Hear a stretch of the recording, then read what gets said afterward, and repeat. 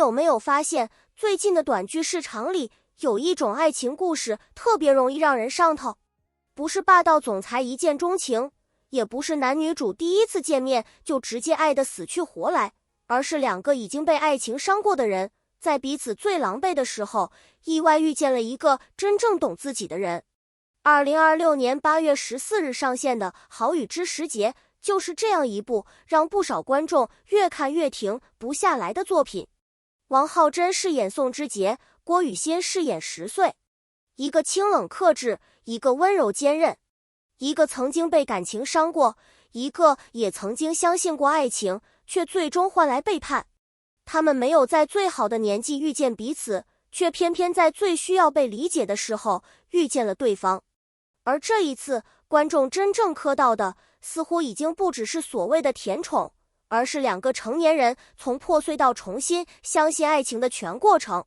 更有意思的是，王浩真和郭雨欣已經不是第一次合作，從《國民老公帶回家》到《流星》，再到如今的《好雨之時節》，兩個人的合作默契不斷累積，也因此被不少觀眾稱為國民 CP。前兩次合作讓觀眾看到了他們的 CP 感，而這一次《好雨之時節》卻明顯把這種感覺推向了另一個層次。因為宋之杰和10歲的愛情並不是簡單的甜，他甜的背後是傷，是防備，是成年人明明已經動心，卻還要一次次告訴自己不可以再相信。所以當兩個人最終真正走到一起的時候，那種甜才會顯得格外珍貴。故事一開始，10歲並不是一個等待愛情拯救的女孩，相反，她是一個已經被現實狠狠推了一把，卻依然努力讓自己站起來的女性。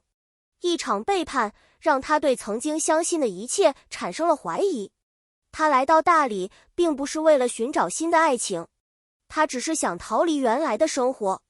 逃離城市，逃離那些讓自己難過的記憶。更重要的是，她想重新找回那個曾經相信自己、相信生活的10歲。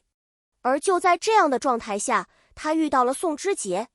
如果說10歲是帶着傷口來到大理，那麼宋之杰就是一個早已經把自己的傷口藏起來的人。他表面清冷、理性，甚至有些難以接近。作為醫學教授，他習慣用理性解決問題。可是面對感情，他卻沒有那麼容易。因為過去留下的傷，讓他同樣不敢輕易再次打開自己的心。所以，當兩個同樣受過傷的人第一次相遇時，故事並沒有馬上變成浪漫愛情，反而有一種很特別的距離感。他們都在觀察對方，也都在保護自己。10歲不想再次相信一個男人，宋之杰也不願意再次被感情左右。可偏偏就是這樣兩個不想再愛的人，開始慢慢靠近。這也是《好雨之時節》最讓觀眾上頭的地方。他沒有告訴你愛情可以立刻治癒所有傷口，而是讓你看到一個人真正走出過去，需要另一個人給予理解，卻更需要自己重新做出選擇。10歲真正需要的並不是一個替他報仇的人，他需要的是有人告訴他，你的過去並不能決定你的未来。你曾經被背叛，並不代表所有人都會背叛你。你曾經愛錯了人，也不代表你以後就不能擁有真正的幸福。而宋之杰恰恰成為了那個讓他重新相信這句話的人。但有意思的是，宋之杰自己也需要被治癒。所以這段關係並不是單方面的救贖，而是雙向的。10歲在宋之杰身上重新看見了愛情的可能，宋之杰也在10歲身上重新找回了打開自己的勇气。這才是兩個人真正的關係核心，不是誰拯救誰，而是他們在陪伴彼此的過程中一起走出了過去。也正因為如此，兩人的感情線才顯得特別細膩。有時候一個眼神就足夠，有時候只是站在對方身邊就已經說明了很多事情。甚至一些非常生活化的小動作都比轟轟烈烈的表白更讓人心動。此前公開的花絮裡，兩人的互動就曾經引發不少討論，比如扯衣袖、蹲下、轉圈，還有非常自然的擰瓶蓋等細節，都讓觀眾覺得兩個人之間的互動沒有明顯的距離感。有媒體報道提到，相關花絮中，郭雨欣甚至把一些動作處理成了即興發揮，現場氣氛十分輕鬆。這也是為什麼很多觀眾會覺得王浩真和郭雨欣的 CP 感並不是完全靠台詞制造出來的，真正讓人上頭的是他們在鏡頭裡的自然反應。王浩真飾演的宋之杰並不是傳統意義上的霸總，他更多時候是克制的，話不多，情緒也不會輕易外露。可是越是這樣的人，一旦真正開始在意一個人，觀眾反而越容易被擊中，因為你能明顯感覺到他不是不會表達，而是曾經受過傷，所以表達感情的時候格外謹慎。這種嘴上很冷，行動卻很誠實的反差，成為宋之杰這個角色最大的魅力之一。而郭雨欣飾演的10歲則剛好與她形成互補。她不是一個永遠柔弱的女主，她會難過，會崩潰，也會害怕，可是她不會一直停留在過去，她會重新做決定，會重新面對生活。也正是這種女性成長線，讓這個故事不只是甜寵，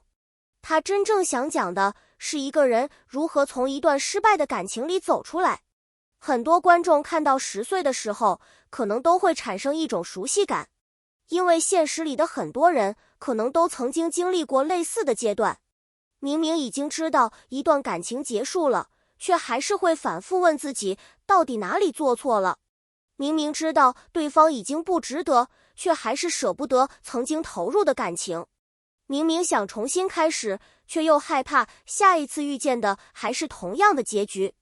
所以10歲的故事真正戳人的地方，不是他最後擁有了一個多麼完美的男人，而是他終於重新擁有了選擇幸福的勇氣。與此同時，宋之杰也在改變，他開始從一個習慣封閉自己的人，慢慢變成一個願意表達的人。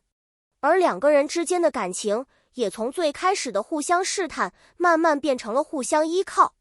這種感情發展其實非常符合成年人的愛情邏輯，不是突然愛上，而是一點一點確認，今天多了解一點，明天多信任一點，再過一段時間，發現自己已經習慣身邊有這個人，等到真正意識到的時候，已經捨不得離開。這才是好雨之時節真正讓人上頭的地方。而說到王浩真和郭雨欣，很多 CP 粉真正期待的其實還有一個關鍵詞，那就是三搭。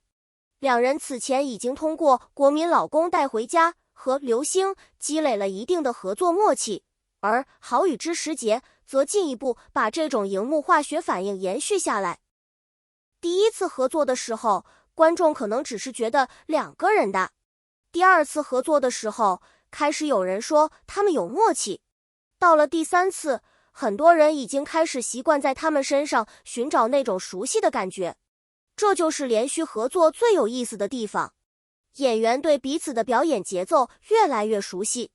一個眼神過去，對方可能就知道下一步應該怎麼接。一句台詞說完，另一個人的情緒也能自然跟上。而這種默契一旦出現在愛情戲裡，就特別容易形成所謂的 CP 感。不過需要強調的是，熒幕上的化學反應和現實中的私人關係並不是一回事。觀眾可以享受作品裡的甜，也可以討論角色之間的互動，但不能僅憑戲裡的表現就把角色關係直接延伸到演員現實生活。真正值得關注的還是作品本身。而從目前公開信息來看，《好雨之時節》的熱度確實不低。劇集於8月14日上線，平台宣傳重點放在雙向治癒以及兩個受過感情創傷的人重新建立信任上。上線之後，相關討論持續增加。有觀眾特別提到，前期感情推進比較克制，而到了後半段，甜度明顯提升。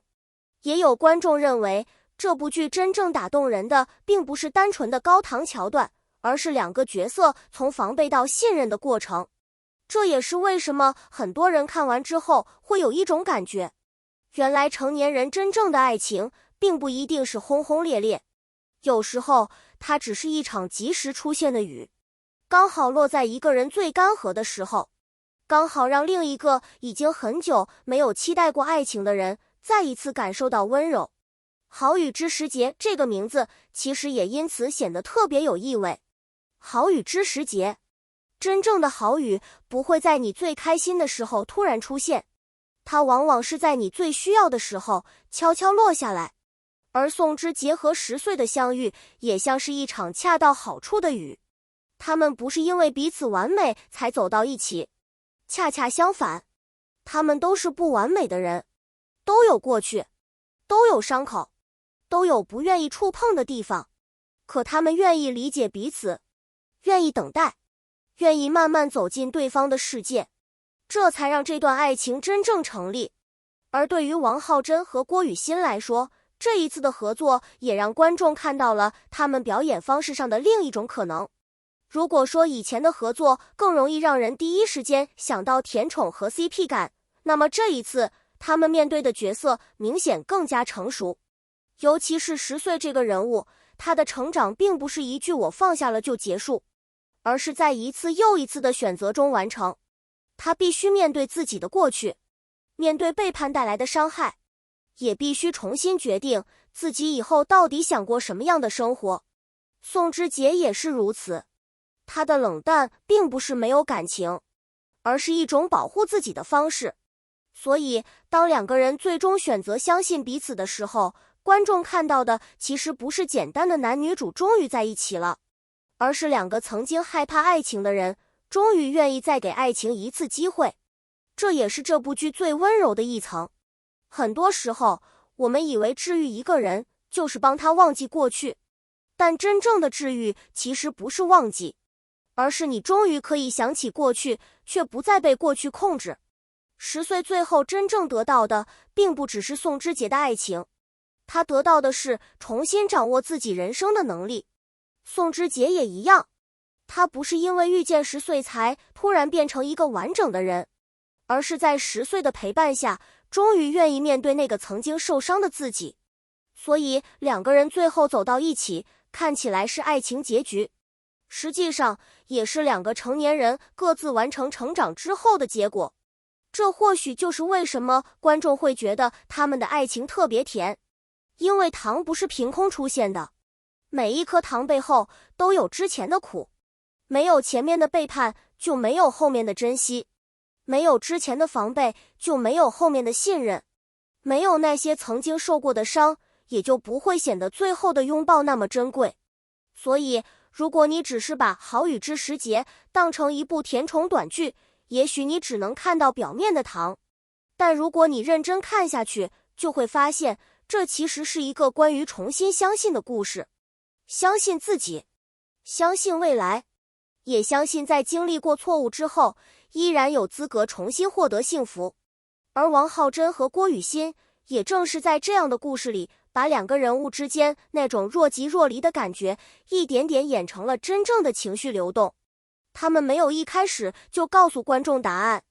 而是讓觀眾跟着角色一起懷疑，一起試探，一起心動，直到最後才發現，